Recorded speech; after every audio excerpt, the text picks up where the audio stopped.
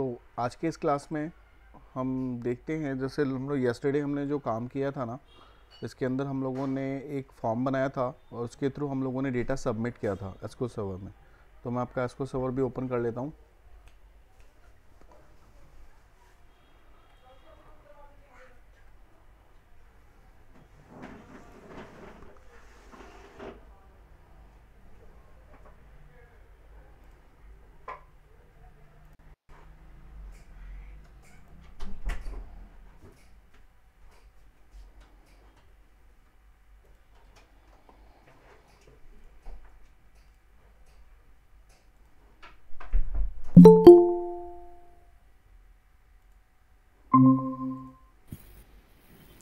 तो येस्टरडे वाली क्लास में जो हम लोगों ने किया था हेलो उसी के आगे का वर्क करेंगे हम लोग, जिसके हेलो अंदर हम लोगों ने आपको मैं एक बार इसे एग्जीक्यूट करा के दिखाता हूँ कि क्या हमने येस्टरडे किया हेलो। है। तो हम लोगों ने एक फॉर्म डिज़ाइन किया था जिसके साथ में हम लोगों ने एसक्यूएल सर्वर डेटाबेस अटैच किया था और हम लोगों ने ASP.NET C# के थ्रू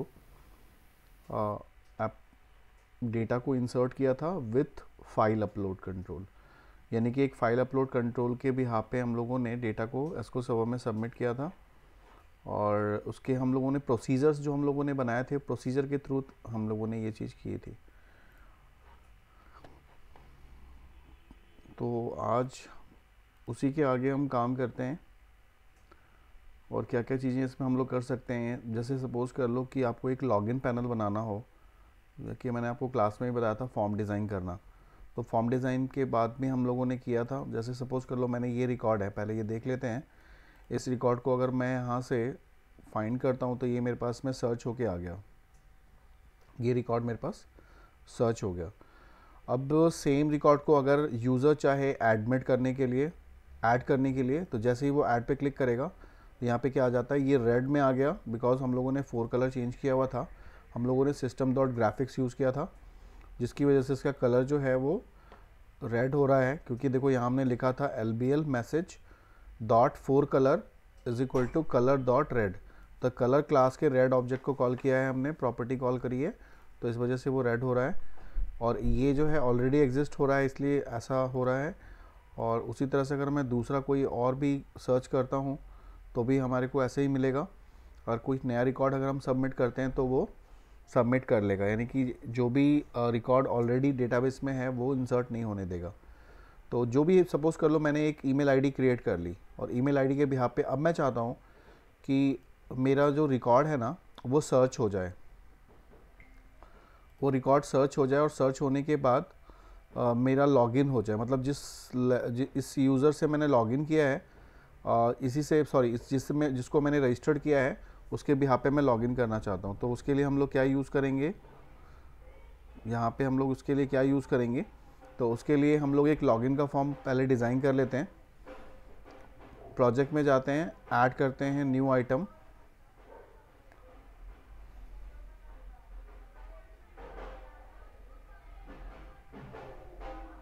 यहाँ से वेब फॉर्म ले लिया और वेब फॉर्म के अंदर में हम लोगों ने फॉर्म का नाम ले लिया लॉगिन।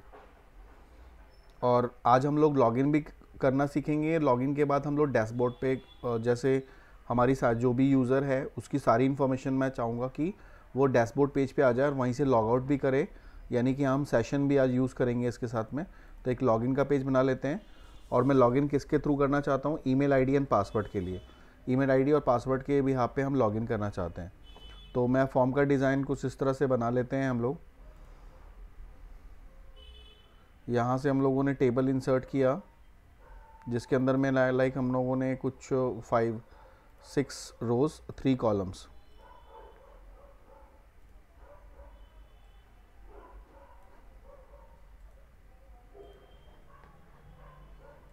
इसको हम लोगों ने सेंटर कर दिया।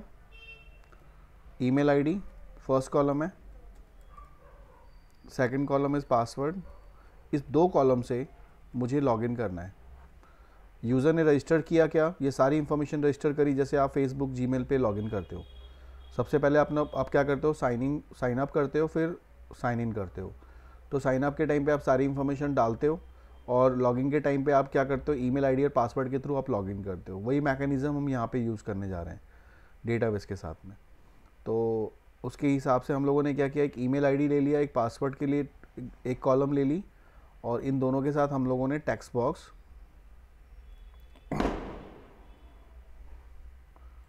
प्लेस कर दिया यहाँ पे। अब मुझे यहाँ पे क्या चाहिए, मुझे लॉगिन का बटन चाहिए, तो मैंने एक लॉगिन का बटन ले लिया। अब इसके अकॉर्डिंगली इसको हम लोग इसके आईडी चेंज कर लें, यानी टेक्स्ट बॉक्स की आईडी हम चेंज कर लेते हैं। This is txt email ID. Second column है txt पासवर्ड, क्योंकि ये पासवर्ड कॉलम है तो पासवर्ड के लिए हम लोग ले लेते हैं यहाँ पे txt pwd, पासवर्ड के लिए ले लेते हैं। और मैं चाहता हूँ कि जो मेरा टेक्स्ट बॉक्स की प्रॉपर्टी है ना, इसमें रन टाइम पे यूज़र को पासवर्ड विजिबल नहीं होना चाहिए, तो उस केस में हम क्या करेंगे, यहाँ पे जाएंगे टेक्स्ट मोड पे। टेक्स्ट की प्रॉपर्टी एक होती है टेक्स्ट मोड, तो टेक्स्ट मोड पे जाके हम क्या करेंगे, उसमें हम पासवर्ड सेलेक्ट कर लेंगे। देखो अभी सिंगल लाइन है, इसको हम लोग पासवर्ड सेलेक्ट कर लेते हैं, तो क्या होगा, रन टाइम पे ये पासवर्ड शो करेगा यहाँ पे आप जो भी एंटर करोगे। एंड जो आईडी है इसको हम चेंज कर लेते हैं btn लॉगिन, और ये जो बटन है इसका नाम हम कर देते हैं लॉगिन। ठीक है, तो यहाँ पे हम क्या करें, after registration user will login, यहाँ से वो लॉगिन करेगा। लॉगिन करने के बाद वो कौन से पेज पे जाएगा, तो उसके लिए एक पेज डैशबोर्ड का एक और बना लेते हैं। तो डैशबोर्ड का पेज हम इसी के थ्रू यूज़ कर सकते हैं। ये वाला जो पेज है मेरा, इसको मैं यहाँ से कॉपी कर लेता हूँ, पूरे इंटायर टेबल को मैंने कॉपी कर लिया। ऐसे आप कर सकते हो। और मैं एक डैशबोर्ड का पेज बनाता हूँ। प्रोजेक्ट में जाते हैं, ऐड न्यू आइटम करते हैं, वेब फॉर्म लेते हैं, यहाँ पे पेज का नाम मैंने ले लिया डैशबोर्ड।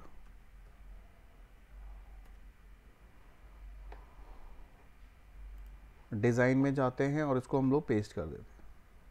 इसकी कुछ प्रॉपर्टीज़ होगी वो हम लोग यहाँ पे स्पेसिफाई कर लेंगे। हम चाहते हैं कि जो भी यूज़र का ईमेल आईडी है शो हो जाए, नेम शो हो जाए, पासवर्ड शो हो जाए। और जो इमेज है, इमेज ब्राउज़ करने के लिए एक ऑप्शन दे देते हैं कि अगर यूज़र को लगता है कि उसका जो इमेज वो चेंज करना चाहता है तो वो इमेज चेंज करे, तो उसके लिए हम लोग यहाँ पे ब्राउज़ का बटन इस इमेज के साथ दे देते हैं। जनरली आपने देखा होगा जब आप किसी इस तरह के इन्वायरमेंट में काम करते हो तो ऐसा ही होता है कि इमेज को अगर आपको चेंज करना है तो इमेज के साथ ही उसका एक ब्राउज़ बटन होता है, और वहाँ से आप चाहो तो इमेज को ब्राउज़ करो और उसके बाद उसे अपडेट कर सकते हो। तो कुछ इस तरह का हम लोग कर लेंगे। और इमेज ये वाला फील्ड यहाँ से हटा देते हैं। यहाँ पे ऐड का ऑप्शन नहीं रखते हैं। यूज़र को हम क्या रखेंगे, यहाँ पे अपडेट का ऑप्शन रखते हैं सिर्फ। डिलीट का भी ऑप्शन हम यहाँ से हटा देते हैं। जनरली आप देखा होगा आपने कि किसी भी लॉगिन पैनल के बाद जब डैशबोर्ड पेज पे आता है तो वहाँ पे कोई डिलीट का ऑप्शन नहीं होता है, यानी कि आप अपनी प्रोफाइल को डिलीट नहीं कर सकते, वो एडमिनिस्ट्रेटर ही करेगा। और यहाँ पे मेरी सारी इन्फॉर्मेशन आएगी, जिसके अंदर मैं चाहता हूँ कि मेरी ईमेल आईडी तो चेंज नहीं होगी। ईमेल आईडी को के लिए हम रखेंगे, जो ईमेल आईडी हम गेट करेंगे उसको हम लोग यहाँ पे रीड ऑनली कर देंगे। नेम को वो चेंज कर सकता है, पासवर्ड चेंज कर सकता है और इमेज को चेंज कर सकता है। अगर वो चाहे तो इमेज को भी चेंज कर सकता है। तो इमेज को अपडेट करने के लिए एक अपडेट का बटन यहाँ पे दे देते हैं जो कि सिर्फ इमेज को अपडेट करेगा, और हम चाहें तो पूरे को एक ही बटन के थ्रू करवा सकते हैं। तो ये तो खैर हमारा सेकंड पेज होगा। आफ्टर लॉगिन ये होना है। लॉगिन के लिए हम लोगों ने ये पेज बनाया जिसके थ्रू हम लॉगिन करना चाहते हैं। और लॉगिन के लिए मैंने आपको यस्टरडे वाली क्लास में बताई थी मैंने कि जो हम लोगों ने कोड किया था फाइंड का, यहाँ पे ऐड की जो हमने कोडिंग करी थी, ऐड के साथ साथ जो हम लोगों ने ये मैकेनिज़्म लिखा था ना, ये हमारी लॉगिन की कोडिंग के लिए चलेगा। सेम कोड को हम लॉगिन के लिए यूज़ कर सकते हैं। ठीक है, तो मैं आपको यहाँ पे करके दिखाता हूँ ये कैसे होगा। सबसे पहले तो हमें कनेक्टिविटी इस्टेब्लिश करनी है ना। तो कनेक्शन के लिए हम प्रीवियस वाले पेज का जो कोड है कनेक्शन का, ये हम कॉपी कर लेते हैं। Why should we write another code, यहाँ पे हम लोग यहाँ इसको कॉपी कर लिया, और मैं इस कोड पे हम चले जाते हैं, सॉरी लॉगिन पे चले जाते हैं, और लॉगिन के डबल क्लिक पे क्लास के अंदर आते हैं, और यहाँ पे हम लोगों ने कंट्रोल वी पेस्ट कर दिया, यानी कि हमारा कनेक्टिविटी यहाँ पे इस्टेब्लिश हो जाएगा। इसके थ्रू हमारे नेम स्पेस आ गए। ठीक है, अब मुझे लॉगिन की कोडिंग करनी है।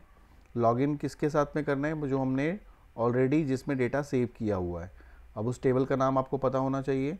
द नेम ऑफ टेबल जो हम लोग येस्टरडे किया था वो हमारा प्रोसीजर था, प्रोसीजर के थ्रू किया था। तो हम लोग यहाँ पे लॉगिन विदाउट प्रोसीजर भी कर सकते हैं, क्योंकि प्रोसीजर के अंदर हम लोगों ने मेरा पैरामीटराइज किया था, एक आईडी के भी यहाँ पे हमने सेलेक्ट किया था। तो वहाँ पे एक आईडी जा रही है, लेकिन हमें यहाँ पे दोनों चाहिए, राइट। तो उसके लिए हम यहाँ पे क्या करेंगे, यहाँ पे हम कोड करेंगे, कुछ डिफरेंट होगा विदाउट प्रोसीजर। लॉगिन पे क्लिक करेंगे। लॉगिन पे क्लिक करने के बाद अब मुझे क्या चाहिए, टेबल के अंदर में मेरे पास 4 कॉलम है।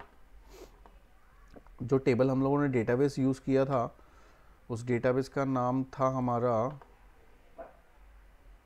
हाँ, SPDBS। तो यहाँ सबसे पहले हम लोग अपने डेटाबेस को सिलेक्ट कर लेते हैं।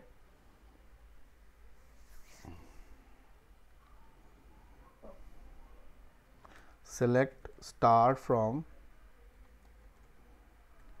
SPDBS। अब इसके अंदर में देखो हमारे पास ये मेरा, सॉरी ये तो मेरा डेटाबेस है ना, यूज डेटाबेस,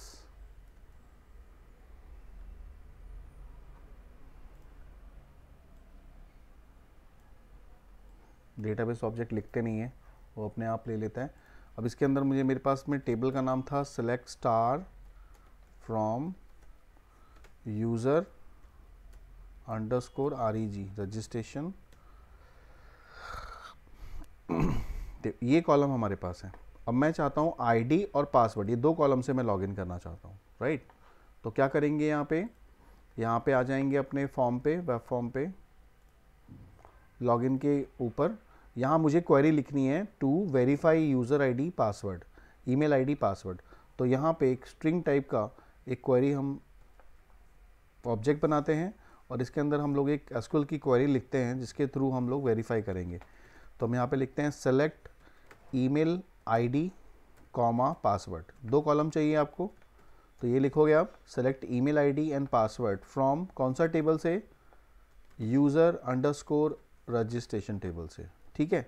वेयर आप ईमेल आईडी के भी यहाँ पे सर्च करना चाह रहे हो दोनों फील्ड को, तो क्या लिखोगे, where email ID is equal to single quote double quotes plus email ID की वैल्यू किस में जा रही है, आप एंटर करोगे TXT ईमेल में, ठीक है। TXT ईमेल में आप एंटर करोगे डॉट टेक्स्ट, उसके टेक्स्ट से कंपेयर करोगे प्लस उसकी वैल्यू से कंपेयर करोगे, फिर again double quote single quote. तो ये हो गया आपका प्रॉपर एक आपने क्वेरी जनरेट करी, जिसके थ्रू आप क्या करोगे, जो भी यूज़र लॉगिन के टाइम पे यहाँ पे ईमेल आईडी जो डालेगा, तो उस ईमेल आईडी अगर उसको मिल जाता है, ठीक है, ईमेल आईडी अगर डेटाबेस में होती है, तो उस केस में क्या करेगा, वो बैकएंड से उस दोनों को सिलेक्ट कर लेगा। किसको सिलेक्ट कर लेगा, ID, email ID and password दोनों को सिलेक्ट कर लेगा। ये मेरी क्वेरी हो गई, यानी कि select email ID password from users registration where email ID is equal to, जो ईमेल आईडी हम यहाँ पुट करेंगे। सपोज हमने एक ईमेल आईडी यहाँ पे डाला, तो उसके रिस्पेक्ट पे ईमेल आईडी एंड पासवर्ड वो क्या करेगा, यहाँ से कॉपी कर लेगा, मतलब वहाँ से कॉपी कर लेगा, सिलेक्ट कर लेगा, सॉरी सिलेक्ट कर लेगा। फिर अब ये क्या है मेरे लिए, बेसिकली एक कमांड है। तो कमांड को जनरेट करने के लिए हम लोग क्या लिखते हैं, एक एसक्यूएल कमांड लेंगे हम। तो यहाँ पे लेते हैं एसक्यूएल कमांड और एक ऑब्जेक्ट लेते हैं cmd इक्वल्स टू न्यू। हाँ, अब इसमें अडेप्टर भी यूज़ कर सकते हैं, एसक्यूएल डेटा अडेप्टर यूज़ कर लेते हैं। अडेप्टर का काम क्या होता है, फिल और अपडेट कराने का। फिल किसको करता है, फिल करता है डेटा सेट को और अपडेट करेगा डेटाबेस को। तो हम यहाँ पे अडेप्टर ले लेते हैं, adp is equal to new SQL data adapter. अब इस अडेप्टर के अंदर हम क्या पास करेंगे,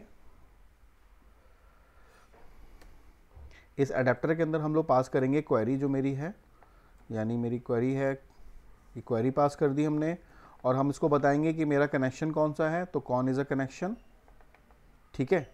तो ये मेरा एक अडेप्टर हो गया। अब मुझे डेटा सेट की ज़रूरत है, तो हमने लिया data set ds is equal to new data set. एक डेटा सेट हमने ले लिया। इस डेटा सेट के अंदर हम लोग को फिल कराना है, तो उसके लिए मैंने आपको बताया था कि सबसे पहले एक आप वेरिएबल ले लो इंटीजर टाइप का। एक हमने ले लिया int i is equal to 0, और फिर हमने क्या किया, हमने i इज इक्वल टू जो हमारा अडेप्टर है जिसका नाम adp है, adp डॉट फिल ds कर दिया, ठीक है। तो ये क्या करेगा, इसकी आई की वैल्यू को पिक कर लेगा। अब यहाँ पे देखो हमने एक ही कंडीशन लगाया, हमने लिखा select email ID password from ये, और यहाँ पे हमने सिर्फ एक ईमेल आईडी को ही किया है। अगर हम यहाँ पे पासवर्ड भी कर दें तो हमारे लिए बेटर रहेगा। क्यों बेटर रहेगा?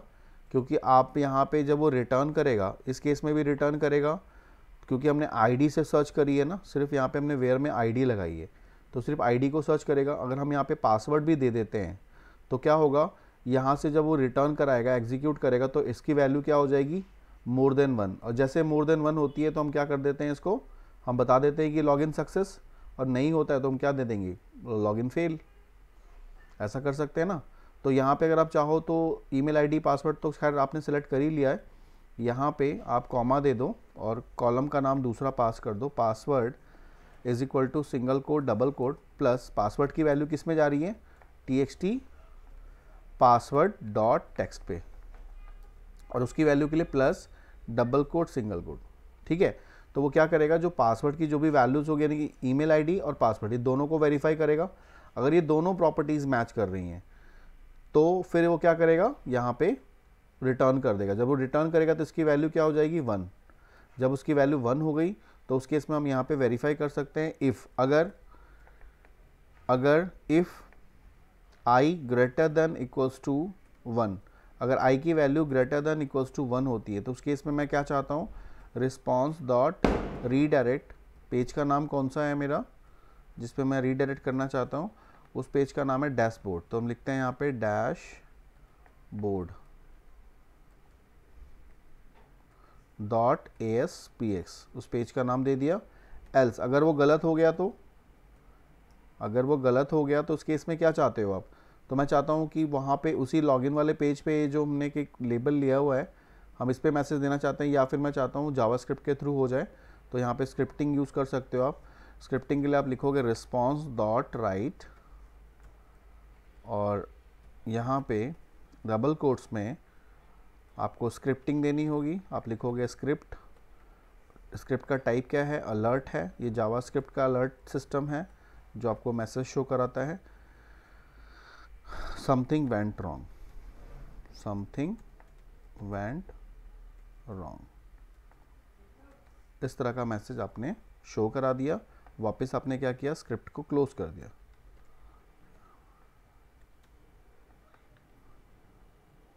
ठीक है, तो ये है आपका एक कोड, बहुत ही इजी कोड है। और भी बहुत सारे कोड्स हैं जिसके थ्रू आप लॉगिन करा सकते हो डायरेक्टली, ईमेल आईडी पासवर्ड को लेकर आप लूप लगा के कर सकते हो ऐसा काम। तो यहाँ से आपका ईमेल आईडी पासवर्ड वेरीफाई हो जाता है और इसके थ्रू आप कर सकते हो।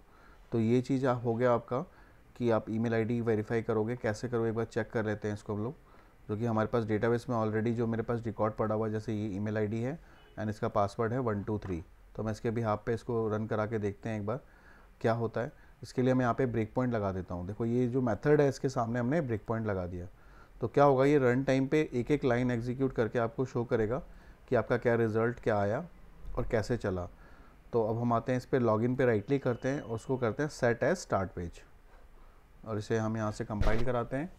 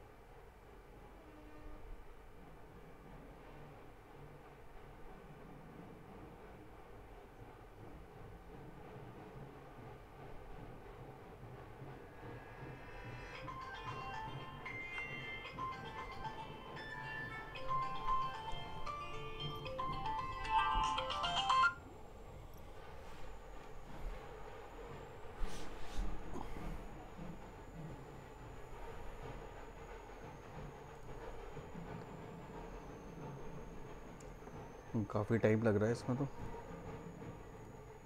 कोई एरर तो नहीं आया बैकएंड में?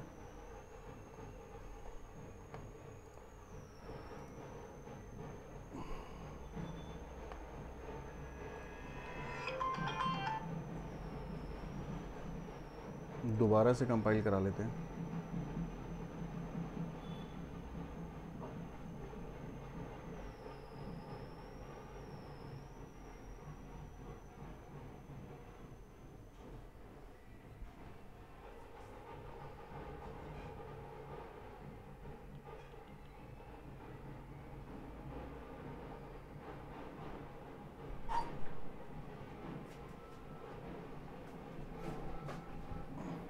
तो यहाँ पे ये आ गया। तो इस पे हम लोग क्या करते हैं, यहाँ से जो एग्जिस्टिंग ईमेल आईडी है हम उसको सेलेक्ट कर रहा हूँ मैं। ईमेल आईडी, पासवर्ड मेरा है 123, और जैसे मैं लॉगिन पे क्लिक करूँगा आप देखो वहाँ पे हमारे बैकएंड पे चला जाएगा। अब देखो यहाँ पे आ गया कर्सर का पॉइंटर, क्योंकि मैंने ब्रेक पॉइंट लगाया था। और इसे आप F11 के थ्रू या यहाँ पे स्टेप पे क्लिक करोगे तो आपका एक एक लाइन एग्जीक्यूट करेगा। फर्स्ट ऑफ ऑल कहाँ आया, फर्स्ट लाइन पे आया। अब देखो फर्स्ट लाइन पे मेरी जो हम लोगों ने जो वैल्यू पास करी थी वो टेक्स्ट बॉक्स 1 के अंदर क्या पास किया था, आप यहाँ देख सकते हो। टेक्स्ट बॉक्स 1 के अंदर हम लोगों ने txt ईमेल आईडी के अंदर हमने क्या पास किया था, txt ईमेल आईडी के अंदर हमने ये वैल्यू पास करी थी। आपको वैल्यू भी दिख रही है आपको यहाँ पे। और सेकंड वैल्यू आपने जो पास किया था वो ये भी 123 ये दिख रहा है आपको, राइट। फिर हमारे पास में ये अडेप्टर आया। अडेप्टर के साथ उसने फिर क्या किया, फिर डेटा सेट एक जनरेट किया। फिर उसके बाद उसने i = 0 इनिशलाइज कर दी। फिर i = अडेप्टर आया। तो अब यहाँ पे i की वैल्यू क्या आ गई, यहाँ पे इनकरेक्ट सिंटेक्स नियर कॉमा, हम लोगों ने कहीं कॉमा एक्स्ट्रा किया हुआ। देखो यहाँ पे शो कर रहा है आपका कि एसक्यूएल एक्सेप्शन एरर है कि हम लोगों ने कहीं कॉमा यहाँ पे एक्स्ट्रा लगाया हुआ है। ये हो गया सिंगल कोट डबल कोट, अच्छा single quote double quotes double quote single double quote single quote हो गया। यहाँ पे कॉमा नहीं लगेगा, यहाँ पे एंड लगेगा, क्योंकि हम दो फील्ड के थ्रू करा रहे हैं ना, तो यहाँ पे हम एंड ऑपरेटर यूज़ करेंगे। तो उसने आपको बता दिया पहले कि ये एरर है, कॉमा की जगह पे वहाँ पे एंड यूज़ हो रहा था।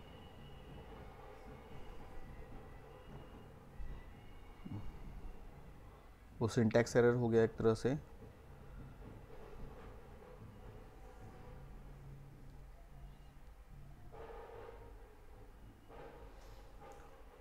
Now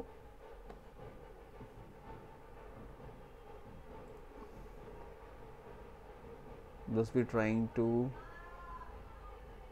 put the data, this is 123 login, execute it now। i की वैल्यू देखो क्या आ गई, यहाँ पे है i = 1। क्यों है, बिकॉज कि id और पासवर्ड आपने बिल्कुल सही डाला है, ठीक है। तो उसके भी यहाँ पे क्या हो गया, दोनों एंड हमने यूज़ किया है, तो दोनों ही सही होना सही है, तो ज़रूरी है। तो उस केस में आई की वैल्यू क्या होगी, 1। तो 1 होते ही क्या होगा, फिर वो जाएगा नीचे और जाने के बाद क्या करेगा, response.read@dashboard.aspx। अब डैशबोर्ड वाला जो पेज है वो ओपन हो जाएगा। पर डैशबोर्ड का पेज इसलिए नहीं ओपन हुआ क्योंकि हमने शायद स्पेलिंग मिस्टेक करी है। हम लोगों ने जो पेज बनाया है उसका नाम हमने उस हिसाब से नहीं दिया है। अच्छा, यहाँ हमने गलत लिख दिया है, डैशबोर्ड की स्पेलिंग गलत लिखी है। यानी कि जो आपने जिस नाम से आपने पेज बनाया है आपको उसी के नेम से कॉल करना है।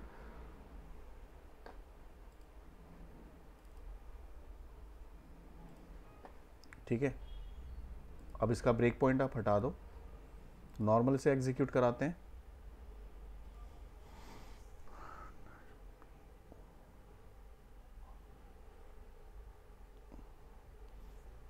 क्योंकि बहुत मैटर करता है यहाँ पे जो ऑब्जेक्ट आपका है, रिसोर्स अगर आपके पास नहीं है, अभी जैसे हम लोगों ने किया था तो हम लोगों ने गलत तो नेम ले लिया था, तो ऑब्वियस सी बात है जिस नेम से आपने बनाया है उसी नेम से कॉल होगा। उसको जो जाके आप रीनेम भी कर सकते हो। अगर आपको कोई पेज का नाम आपने गलत कर दिया है तो आप इस पर राइट क्लिक करके उसको राइट क्लिक करके यहाँ पे रीनेम कर सकते हो। तो अभी हम वो नहीं करते हैं, फ़िलहाल हम इसे एग्जीक्यूट करा के देखते हैं कि आउटपुट क्या है इसका। तो हम लोगों ने यहाँ पे क्या किया, ईमेल आईडी डाली और ईमेल आईडी के बाद हम लोगों ने पासवर्ड यहाँ पे पुट किया और लॉगिन पे क्लिक किया। तो ये डैशबोर्ड पेज पे आना चाहिए, इसका कर्सर का पॉइंटर डैशबोर्ड पेज पे तो आया, लेकिन साथ में उसमें एरर भी थ्रो करा। क्यों करा? क्योंकि हम लोगों ने जो बटन जो फॉर्म लिया था ना वो कॉपी किया था, and I was copied from the registration page जहाँ पे हमने अपडेट की कोडिंग करी थी, कुछ मेथड्स बनाए थे। तो अपडेट का जो मेथड हमने बनाया था ना, वो तो हमने कोड तो कॉपी नहीं किया, हम लोगों ने सिर्फ क्लाइंट साइड के यूआई के पेज को कॉपी कर लिया था, सर्वर साइड के उस मेथड को हमने कॉपी नहीं किया था, जिस वजह से ये एरर शो कर रहा है। तो हमने बाकी सारे बटन तो हमने डिलीट कर दिए थे, लेकिन हमने एक बटन जो लिया था उसके सर्वर साइड के मेथड को हम लोगों ने नहीं हटाया था। तो अब इस पर क्या करोगे, इस पर जाओगे, क्लिक करोगे, सोर्स में जाओगे और ये जो मेथड बना हुआ है ना ऑन क्लिक, इसे डिलीट कर दोगे। और नहीं तो ऑन क्लिक वहाँ पे डबल क्लिक कर दो। ये अब नहीं करना चाहते हो आप, तो कोडिंग तो आपको करनी है ना सर वो उसकी बैकएंड की, तो आप यहाँ पे नॉर्मली इस पर डबल क्लिक कर दो। जैसे डबल क्लिक करोगे ऑटोमेटिकली मेथड जनरेट हो जाएगा, फिर एरर नहीं आएगा आपके पास, क्योंकि ऑलरेडी हमें तो क्रिएट करनी है ना उसको, हम लोग को तो अपडेट की कोडिंग करनी है, तो हम लोग वहाँ पे हम लोगों ने मेथड जनरेट कर लिया है। तो ऐसे करके हमने पूरा एक प्रोजेक्ट बना सकते हैं। जो भी मैं आपको फॉलो करा रहा हूँ ना, वो अगर आप करते रहोगे तो हम लोग एक शॉपिंग कार्ट टाइप का एप्लीकेशन ऑनलाइन बना सकते हैं। और जब भी आप इंटरव्यू से रिलेटेड आप जाते हो कहीं पे भी, तो आपसे ये सब ज़रूर पूछेगा कि आपने कौन से प्रोजेक्ट पे काम किया है। तो प्रोजेक्ट आपका एक ये तैयार हो जाएगा, तो आप कह सकते हो कि सर हमने इस प्रोजेक्ट पे वर्क किया हुआ है जिसके अंदर हम लोगों ने ये सारी चीज़ें यूज़ की हुई हैं। तो साइड बाय साइड आप एक एप्लीकेशन भी डेवलप करते रहो साथ में। अब देखो ये हमारे पास आ गया ये पेज। अब क्या होता है कि जनरली जो ये पेज आया है हमारे पास, इसके साथ मैं चाहता हूँ कि वो मेरी सारी इन्फॉर्मेशन अपने आप आ जाए, यानी कि अगर मैं लॉगिन करता हूँ तो मेरी सारी इन्फॉर्मेशन आ जाए, जो भी यूज़र लॉगिन करता है उसकी सारी इन्फॉर्मेशन आ जाए, और अगर उसको लगता है कि इसमें से कुछ अपडेट करना है तो वो अपडेट करे। तो वो कैसे होगा? और साथ में यहाँ पे मैं लॉग आउट का भी चाहता हूँ कि अगर मैं लॉग आउट पे क्लिक करूँ तो मैं एप्लीकेशन से बाहर चला जाऊँ। तो वो मैकेनिज़्म कैसे यूज़ करेंगे, उसके लिए हम वापस लॉगिन पे आते हैं और यहाँ पे मैं आपको सेशन यूज़ करके दिखाऊंगा। वापस लॉगिन पे आते हैं, इस लॉगिन पे डबल क्लिक करते हैं। तो लॉगिन पे डबल क्लिक करने के बाद देखो यहाँ पे कोड आ गया, जहाँ पे हम लोगों ने अगले पेज को भेजा था, यानी कि नेक्स्ट पेज जहाँ पे ओपन हो रहा था उसी जगह, उससे पहले हम एक ऑब्जेक्ट क्रिएट करेंगे सेशन का। अब ये सेशन क्या है? सेशन एक सर्वर साइड ऑब्जेक्ट है जो आप जिस पेज से भी इसको आप क्रिएट करते हो तो ये सर्वर पे जाके क्रिएट हो जाता है।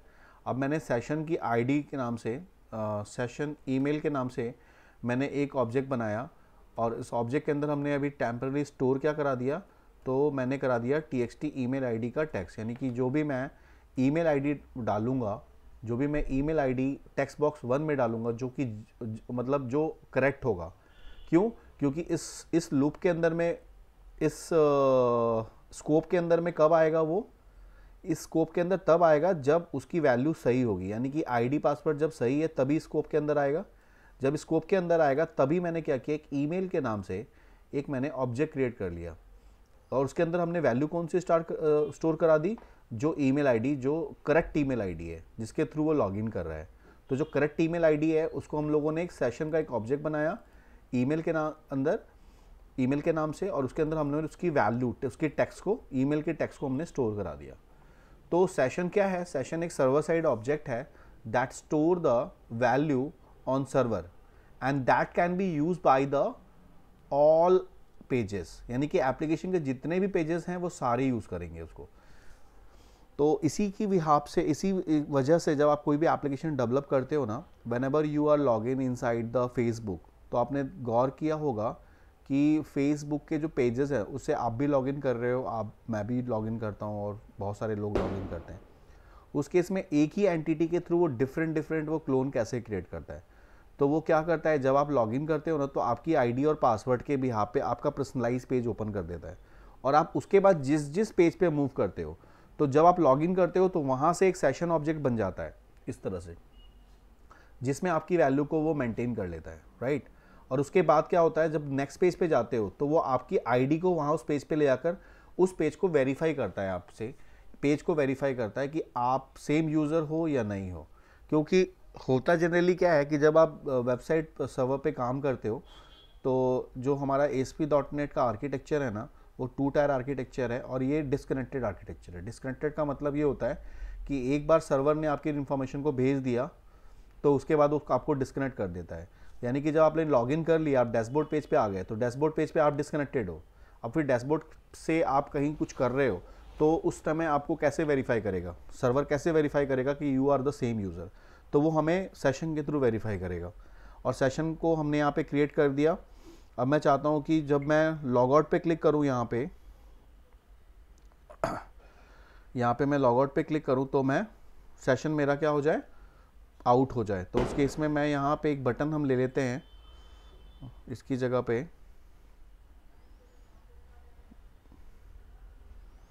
यहाँ पे हम लोग लिंक बटन ले लेते हैं एक, और लिंक बटन की प्रॉपर्टी में जाकर इसको हम लोग कर देते हैं लॉग आउट,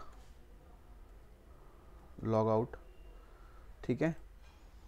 और जैसे यूज़र इस पर क्लिक करे तो मैं चाहता हूँ यहाँ से वो लॉग आउट होके कहाँ चला जाए, लॉगिन पेज पे चला जाए, राइट। तो हम क्या करेंगे, इस पर डबल क्लिक करेंगे और यहाँ पे सिर्फ अगर हम लिख देते हैं रिस्पॉन्स डॉट रीडायरेक्ट, कौन सा पेज, लॉगिन डॉट ASPX, तो मैंने यहाँ पे लिख दिया लॉगिन डॉट ASPX। लेकिन इससे नहीं होगा आपका काम, आपने सिर्फ रिस्पॉन्स डॉट रीडायरेक्ट करके अगले पेज भेज तो दिया उसको, लेकिन वो यूज़र वहाँ पे अगर वो बैक पे क्लिक करेगा तो वापस वो उसी पेज पे चला जाएगा। देखो कैसे,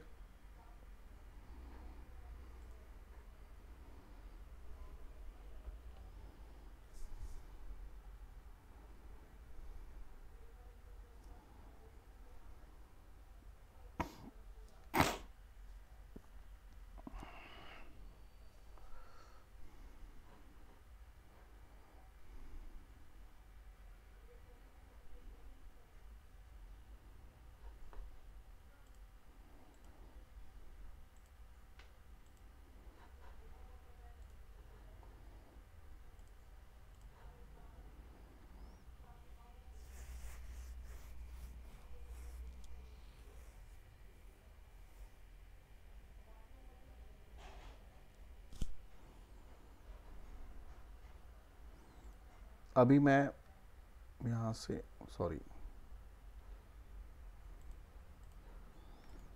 अभी हम यहाँ से लॉगिन कर रहे हैं,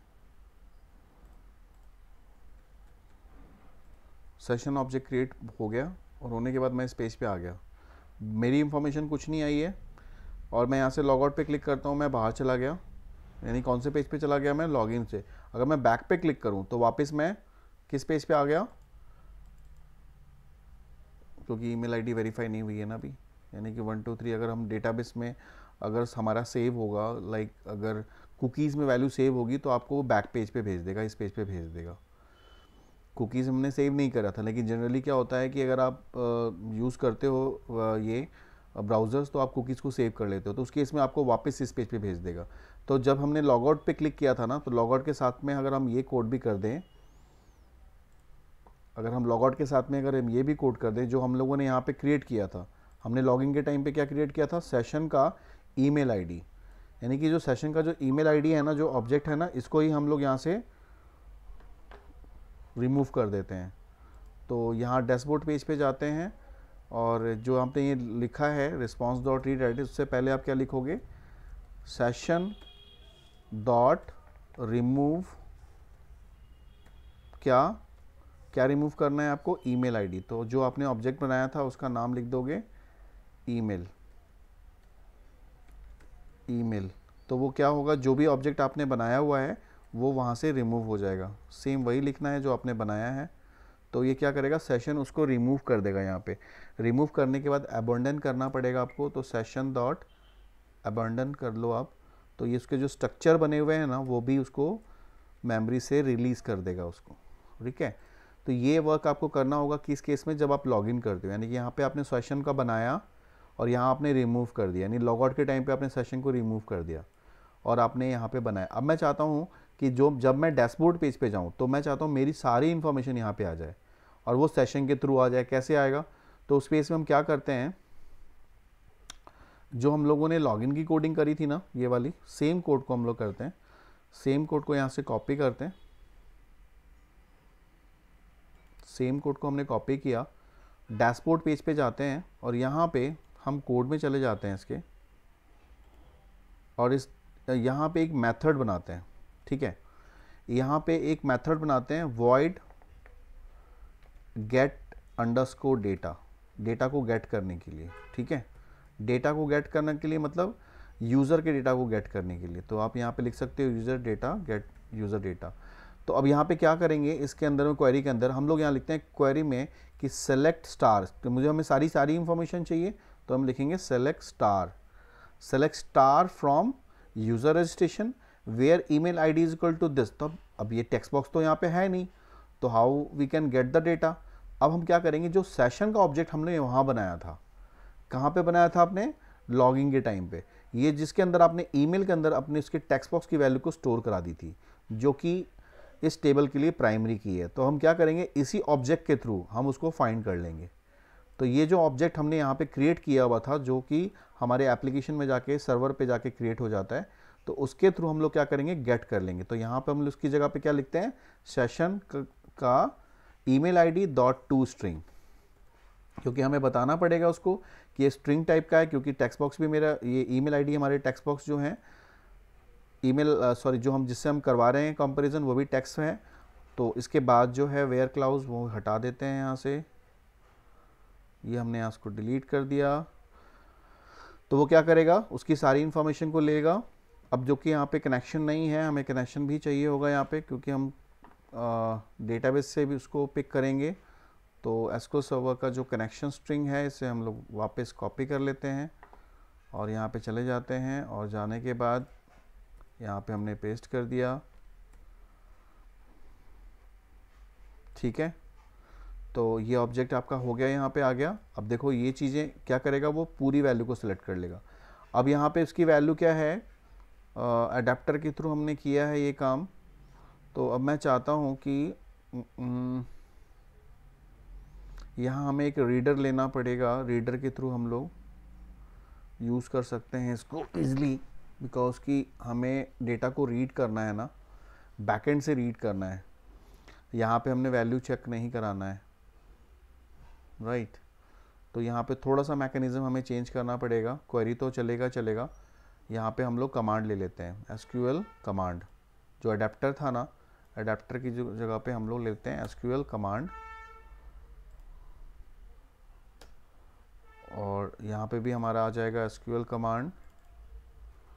ठीक है, और यहाँ हम लेते हैं data reader, SQL data reader DR, और डीआर के थ्रू हम लोग क्या करते हैं, इसको रीड कराते हैं। बाकी मैं इसको डिलीट कर रहा हूँ, और यहाँ पे हम लोग लेते हैं dr is equal to cmd dot execute, dr is equal to, और हमने जो adp लिया है इसकी जगह पे हम लोग cmd ले लेते हैं। तो यहाँ पे लेते हैं dr is equal to cmd dot execute, क्या आएगा, रीडर। क्यों, क्योंकि सिलेक्ट की क्वेरी है, सिलेक्ट की क्वेरी होगी तो रीडर आएगा, है ना। और इंसर्ट अपडेट डिलीट होता तो क्या आता, एग्जीक्यूट नॉन क्वेरी। तो dr is equal to cmd dot execute reader. तो इससे पहले हमें कनेक्शन को ओपन करना होगा, तो हम लोग लिखते हैं cone dot open, connection open. उसके बाद हम इसे एग्जीक्यूट करा देंगे। एग्जीक्यूट कराने के बाद मुझे यहाँ पे एक लूप की ज़रूरत है। अब मेरे पास लूप कौन कौन से हैं, एक मेरे पास वाइल है और एक फॉर है। तो यहाँ पे हम लोग वाइल यूज़ करते हैं, बिकॉज वाइल बेस्ट रहेगा हमारे लिए। अब यहाँ पे क्या है, टेबल की सारी वैल्यूज़, टेबल के अंदर की सारी वैल्यूज़ उसने सेलेक्ट कर ली बिहाफ ऑफ ईमेल आईडी का, सेशन की ईमेल आईडी के बिहाफ पे, यानी कि जो ईमेल आईडी उसके पास मैच करी उसके बिहाफ पे उसने क्या किया, उसकी सारी वैल्यू सेलेक्ट कर ली, उसको अंदर क्वेरी में डाल दिया। और क्वेरी को कहाँ से एग्जीक्यूट कराया हमने, क्वेरी को हम लोगों ने एग्जीक्यूट कराया CMD के थ्रू, क्योंकि हमने इसको क्वेरी को किस में डाली, CMD में, और फिर CMD को हमने एग्जीक्यूट कराया। जब CMD को हमने एग्जीक्यूट कराया तो उसकी सारी वैल्यूज़ कहाँ पे आ गई, dr के अंदर। And dr is a full with rows and columns, यानी जितने भी टेबल के अंदर वैल्यूज़ थी, ये सारी वैल्यूज, जो भी रोज, यानी कि जो भी यूज़र ने अपनी ईमेल आईडी डाली होगी उसकी पूरी रो को सिलेक्ट कर लिया उसने। ठीक है, अब पूरी रो को सिलेक्ट करके किस में डाल दिया उसने, dr के अंदर। अब यहाँ पे मुझे लूप चलाने की ज़रूरत है। क्यों ज़रूरत है, कि हो सकता है कि टेबल के अंदर में ये रो हो या ये रो हो। अगर दो रोज़ हैं इसके अंदर में, दैट मीन्स कि मेरा जो ये एप्लीकेशन का जो लूप है वो 2 टाइम्स चलना चाहिए। अगर 5 रोज़ हैं तो 5 टाइम चलना चाहिए। क्या पता आपको कि कौन से रो में आपकी ईमेल आईडी है, तो उसके लिए आपको लूप लगानी पड़ेगी। तो लूप हम लोग यहाँ पे वाइल यूज़ करते हैं, और वाइल के लिए हम कंडीशन क्या डालेंगे, तो वाइल का हम कंडीशन डाल देंगे डी को, कि डी जो मेरा है डेटा रीडर है उसी के अंदर वैल्यूज़ आनी है, या तो डी के अंदर डी रीड करेगा या डी रीड नहीं करेगा। तो हम डी का रीड कंडीशन यहाँ पे लगाते हैं कि अगर डी रीड करेगा, अगर डी रीड करेगा, किस केस में डी रीड करेगा, जब उसमें वैल्यूज़ रिटर्न होगी। जब उसके अंदर वैल्यूज़ नहीं रिटर्न होगी वो रीड नहीं करेगा, राइट। तो अगर उसके अंदर वैल्यूज़ रिटर्न होगी तो मैं चाहता हूँ रिटर्न जब हुई तभी इसके अंदर आएगा वाइल लूप के अंदर। तो उस केस में मैं चाहता हूँ कि जितने भी टेक्स्ट बॉक्सेस हैं उसके अंदर वो सारी वैल्यूज़ मेरी फुलफिल हो जाएं। अब डी के अंदर सारी वैल्यूज़ रिटर्न हो गई हैं, तो अब यहाँ पे हम लोग करते हैं, लिखते हैं txt email dot text is equal to D का कौन सा column, email ID dot to string, उसकी वैल्यू को हम लोग टाइपकास्ट करेंगे। तो टाइपकास्टिंग कर दी, txt name dot text is equal to D का कौन सा column, name column dot to string. उसी तरह से तीसरा column txt password dot text is equal to D का कौन सा कॉलम, पासवर्ड वाला कॉलम जो बैकएंड में बना हुआ है। ये सारे जो कॉलम्स मैं लिख रहा हूँ ये बैकएंड के कॉलम हैं, तो एज इट इज़ वही कॉलम लिखने हैं आपको जो बैकएंड में आपने बनाया है। यानी कि जो बैकएंड के जितने भी कॉलम के नेम होंगे आपके, ईमेल आईडी, नेम, पासवर्ड और इमेज पाथ। अब हम इमेज पाथ को भी रिट्रीव करना चाहते हैं, किस में रिट्रीव करना चाहते हैं, जो इमेज नाम का वहाँ पे कंट्रोल बना हुआ है। तो image 1 dot image URL is equal to D का img underscore path, image path dot to string. Check कर लें, कॉलम वही है, इमेज पाथ, यस सही है। तो अब ये क्या करेगा, उसको जो भी ईमेल यूज़र लॉगिन करेगा उसके भी यहाँ पे उसकी वैल्यू यहाँ पे सिलेक्ट करके दिखा देगा। और दिखाने के बाद फाइनली हमारे को क्या करना है, डी को क्लोज करना है, क्योंकि D has lots of values, rows and columns इसके अंदर में आ जाते हैं। तो हमने क्या किया, डी क्लोज किया। उसके बाद हम लोग कनेक्शन को भी क्लोज कर देंगे, कॉन डॉट क्लोज, तुम्हारा कनेक्शन भी क्लोज हो जाएगा। तो ये जो मेथड हमने बनाया है ना, ये हमने किसी बटन पे नहीं कॉल किया है। तो मैं इसको कॉल कहाँ करना चाहूँगा, मैं इसको तब कॉल करूँगा जब मेरा पेज लोड हो, यानी कि लॉगिन के बाद जब मेरा डैशबोर्ड पेज लोड हो, तब मैं चाहता हूँ कि ये गेट डेटा मेथड कॉल हो जाए। तो पेज लोड इवेंट पे आएंगे, ये मेरा पेज का लोड इवेंट है, और इस पे हम लोग करते हैं गेट डेटा, ठीक है।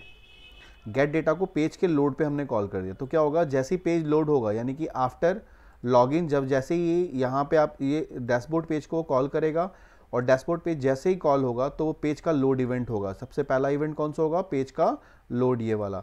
और उसके इसमें इस मेथड पे जाएगा, और इस मेथड पे जाने के बाद वो सारे रोज को सेलेक्ट करेगा और उसके हिसाब से वो टेक्स्ट बॉक्स में डाल देगा। अब मैं चाहता हूँ कि मेरा जो ईमेल आईडी है वो चेंज ना हो, तो इसको हम लोग क्या करेंगे, इस टेक्स्ट बॉक्स की प्रॉपर्टी में जाके इसको हम रीड ऑनली कर देंगे। मैं चाहता हूँ कि नेम जो है वो चेंज हो सके, पासवर्ड भी चेंज हो जाए, और उसका जो इमेज है, प्रोफाइल इमेज, वो भी अपडेट हो जाए। तो यहाँ पे अपडेट की कोडिंग कर देंगे, जो हमने अपडेट की कोडिंग यहाँ पे लिखी थी, वही सेम कोड को हम लोग यहाँ से कॉपी कर सकते हैं और वहाँ पे पेस्ट कर सकते हैं। तो देखो, ये हमने कोड को यहाँ से कॉपी कर लिया है, अपडेट वाले कोड को। अपडेट वाले में हम लोगों ने इमेज को नहीं डाला था, यहाँ पे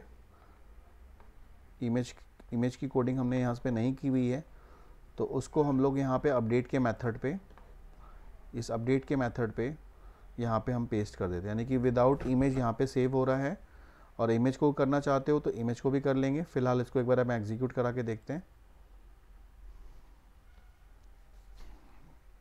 और अपडेट की कोडिंग में ऐसा हमें कोई भी चेंजेस करने की ज़रूरत नहीं है, क्योंकि सारे हमने जितने भी हमने प्रोसीजर्स बनाए थे इसी नाम से प्रोसीजर्स थे, और वैल्यूज़ भी ऑलमोस्ट वही है जो हमने टेक्स्ट बॉक्स लिए थे, क्योंकि टेक्स्ट बॉक्स हमने कॉपी किए हुए हैं फॉर्म को।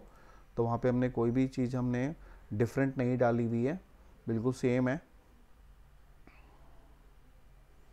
तो अभी आप देखोगे कि जैसे हमने ईमेल आईडी और पासवर्ड हम डालेंगे, उसके बाद डैशबोर्ड पे जैसे खुलेगा ऑटोमेटिकली जो भी यूज़र लॉगिन करेगा उसके अकॉर्डिंगली उसका डेटा वहाँ पे डिस्प्ले कर देगा वो। जैसे हमने ये ईमेल यूज़र नहीं है, एक ये यूज़र है, तो इसका हम लोग ईमेल आईडी पासवर्ड डालते हैं और हम लॉगिन पे क्लिक करते हैं। तो देखो लॉगिन होने के बाद पर्सनलाइज पेज जैसे ही ओपन होगा वैसे उसकी सारी डेटा उसको जो जो थी बैकएंड से वो कॉल करके विथ इमेज वो पॉपअप कर देगा।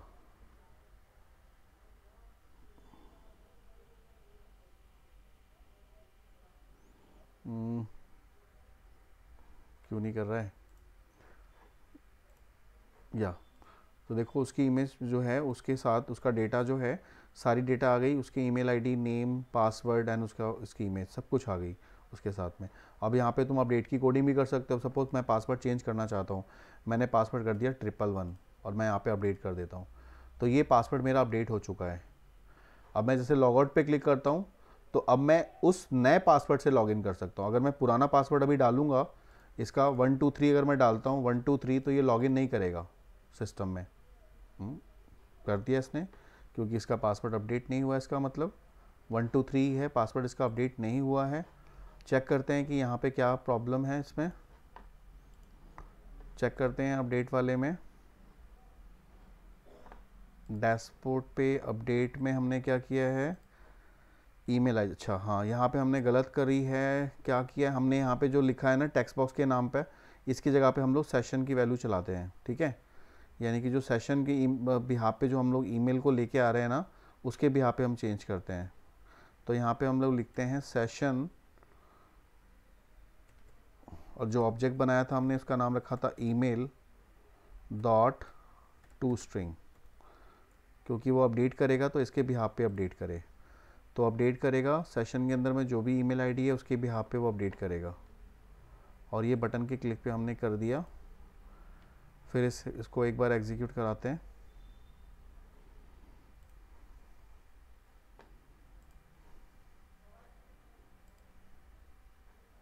पासवर्ड अपडेट नहीं हुआ था, अभी चेक करते हैं।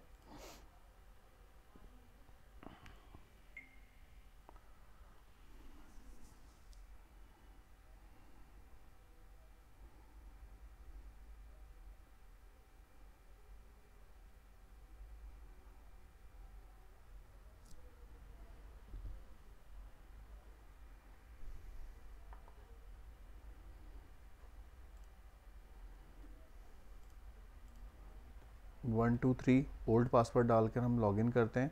जो भी पर्सनलाइज डेटा आया 123 पासवर्ड है। मैं यहाँ पे पासवर्ड चेंज कर रहा हूँ, 3 टाइम्स 1 करके उसको अपडेट करते हैं।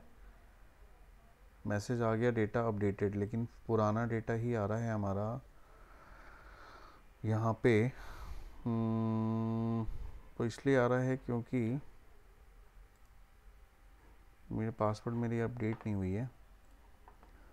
यहाँ पे ईमेल आईडी के भी यहाँ पे पेज लोड मैकेनिज़्म कॉल हो रहा है ना हमारा, तो इस पर हमें ब्रेक पॉइंट लगाने की ज़रूरत है। हम पता करते हैं कि इसमें ऐसी प्रॉब्लम क्यों हो रही है। तो इस तरह की प्रॉब्लम्स आपके साथ भी हो सकती हैं, तो ऐसा कभी हो तो आप ब्रेक पॉइंट लगा के चेक करो कि उसमें क्या प्रॉब्लम है। अच्छा, एक चीज़ और है जो हमने यहाँ पे नहीं किया है। जब भी पेज वहाँ पे एग्जीक्यूट होता है ना, तो पेज की एक प्रॉपर्टी होती है, उसको कहते हैं पेज पोस्ट बैक, है ना। क्योंकि आप रिक्वेस्ट कर रहे हो तो सर्वर क्या करेगा, server will post back page to the client, right. तो पेज की ना दो प्रॉपर्टी होती है, either page property will true और नाइदर फॉल्स। तो जब फर्स्ट टाइम आपके पास जब आता है ना, फर्स्ट टाइम जब कोई भी पेज आपके पास आता है, तो उस केस में पेज की प्रॉपर्टी जो होती है वो फॉल्स होती है, उसको कहते हैं इज पोस्ट बैक फॉल्स। और जब ऑलरेडी लोडेड होता है उसको हम लोग कहते हैं ट्रू।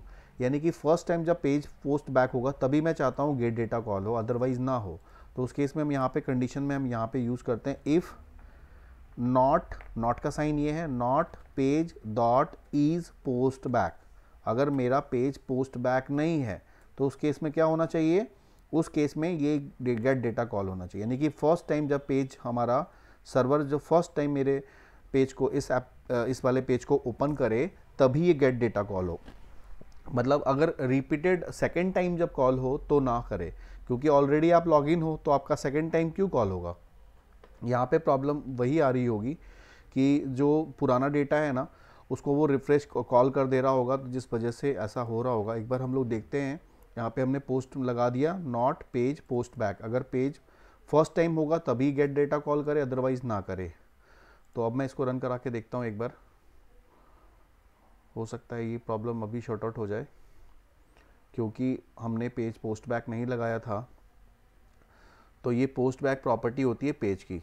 जब भी आप, अभी हमने क्या किया, रिक्वेस्ट किया, तो सर्वर क्या कर रहा है, सर्वर हमारे पेज को पोस्ट बैक कर रहा है। अब वो पेज पोस्ट बैक जब करेगा तो चेक करेगा कि क्या ये पेज को आपने फर्स्ट टाइम भेजा है या ऑलरेडी भेज रखा है, क्योंकि आप डिस्कनेक्टेड आर्किटेक्चर पे काम कर रहे हो ना। आपने रिक्वेस्ट किया, सर्वर ने रिस्पॉन्स किया, सर्वर को कैसे पता चलेगा कि आप ऑलरेडी यूज़र हो या फर्स्ट टाइम आए हो? तो ये पोस्ट बैक से उसको यूज़र सर्वर को पता चलेगा और आपको पता चलेगा कि आप जो हो ये फर्स्ट टाइम हो या ऑलरेडी यूज़र इस पेज के हो। तो अब यहाँ पे हम लोग फर्स्ट टाइम ही आ रहे हैं। यहाँ पे हमने लॉगिन किया, डैशबोर्ड पेज ओपन हो गया, हमने यहाँ पे पासवर्ड चेंज कर दिया, अपडेट भी अपडेट कर दिया। अपडेट करने के बाद देखो यहाँ पे चेंज नहीं हुआ। क्यों नहीं हुआ? क्योंकि हमने पोस्ट बैक लगा दिया, यानी कि ऑलरेडी पहले से वो पोस्ट बैक था, तो दोबारा उसने उसको कॉल नहीं किया, है ना। दोबारा क्यों कॉल करेगा जब हम सेम पेज को दोबारा, अब जैसे हमने इस पर क्लिक किया या इस पर हम क्लिक करेंगे तो सर्वर क्या करेगा, एवरी टाइम पेज को पोस्ट बैक करेगा, सर्वर बार बार उस पेज को भेजेगा। अब जब वो बार बार भेजेगा तो बार बार चेंज कर सकता है ना, बार बार आपकी इन्फॉर्मेशन चेंज हो जाएगी। तो अब देखो यहाँ पे 1 2 3 4 हो गया, चेंज हो गया ये डेटा। अब मैं यहाँ से लॉग आउट करता हूँ, तो अब मैं 1 2 3 से लॉगिन नहीं कर सकता, मुझे 1 2 3 4 से लॉगिन करना पड़ेगा। मैं यहाँ पे करके अगर मैं 1 2 3 करता हूँ तो यहाँ पे लॉगिन के क्लिक पे आएगा समथिंग वेंट रॉन्ग, मतलब मैंने जो डाला वो गलत है। अब मुझे किससे लॉगिन करना होगा, जो मेरा न्यू पासवर्ड है 1 2 3 4 से मैं अब लॉगिन करूँगा। Finally I got the data जिसमें 1 2 3 4 आ गया, राइट। अब इसको आप अपडेट कर सकते हो, इसको अपडेट कर सकते हो, और चाहो तो इसको भी अपडेट कर सकते हो। तो इसको अपडेट करना है आपको, तो उसके लिए आपको क्या करना है, सेम मैकेनिज्म यूज़ करोगे आप इसमें जो हम लोगों ने यूज़ किया था यहाँ पे रजिस्ट्रेशन के टाइम पे। ऐड में आपने क्या किया था, आपने यहाँ पे एक ऑब्जेक्ट क्रिएट किया था जिसकी डेफिनेशन आपने वहाँ पे पास करी थी। तो मैंने ये ऑब्जेक्ट कॉपी कर लिया। इस ऑब्जेक्ट को हम कहाँ पेस्ट करेंगे, जो मेरा अपडेट की क्वेरी है, अपडेट की क्वेरी में हम यहाँ पे पेस्ट करते हैं, ठीक है। और अपडेट की क्वेरी में हम लोग वहाँ पे इसके साथ साथ सेव एज करा दिया हमने। ये मैप का पाथ हो गया, यानी सर्वर का एड्रेस हो गया, यूज़र इमेज और फाइल अपलोड वो है ही, और पाथ में उसका एड्रेस जा रहा है। तो यहाँ पे हम क्या पास कर दें, cmd dot parameters dot add with value,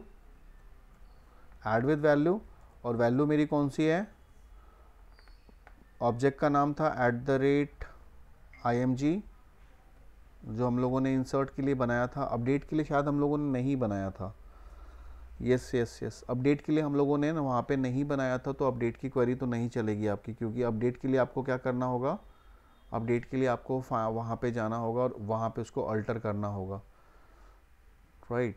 यहाँ पे आपको अल्टर करना होगा अपडेट के लिए। हम लोगों ने लास्ट वाली क्वेरी भी नहीं सेव करी है, तो ये आपको क्वेरी लिखनी पड़ेगी अपडेट की, तो फिर तभी हो पाएगा। ऑल्टर प्रोसीजर का नाम क्या था, अपडेट यूज़र, आप यहाँ लिखोगे अपडेट यूज़र। सबसे पहले ईमेल है, ईमेल varchar साइज 35, सेकंड क्या था @nm, नेम जो कि varchar साइज 20, फिर था @pwd varchar साइज 10, फिर एक और कॉलम अभी नया ऐड कर लेते हैं @img varchar, इसको मिलते हैं nvarchar, और साइज़ इसका लेते हैं मैक्सिमम वैल्यू।